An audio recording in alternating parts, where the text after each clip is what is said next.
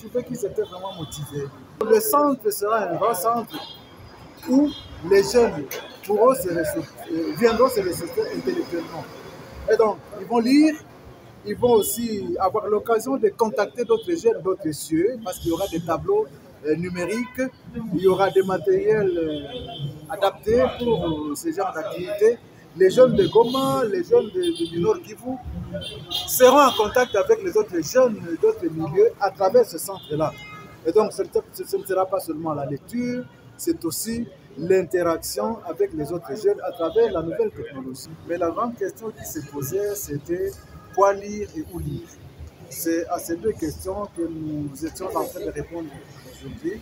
Heureusement, le gouverneur nous a encore une fois accompagnés et nous pensons que le centre va fonctionner. Nous l'appelons médiathèque et centre d'innovation Goma, et comme il a accepté que son nom soit celui du centre, nous allons l'appeler médiathèque et centre d'innovation général-major Peter Kouba Tchirimana. Et nous sommes très contents de voir l'engouement des Gomatraciens qui ont compris l'importance de cette activité et qui ont souscrit. Et nous sommes en train d'appeler aussi d'autres de faire autant parce que c'est un processus que nous avons commencé.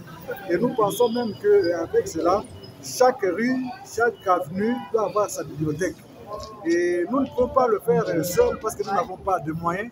Nous sollicitons l'accompagnement de tous les esprits animés de bonne volonté qui comprennent l'importance de cela pour qu'ils puissent nous soutenir. Un citoyen qui n'est pas bien formé, c'est-à-dire qui ne lit pas, il n'est pas informé sur ce qui se passe ailleurs.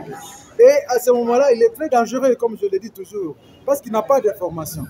Vous manquez l'information, vous allez tuer votre voisin. Vous manquez l'information, vous allez trahir votre propre pays.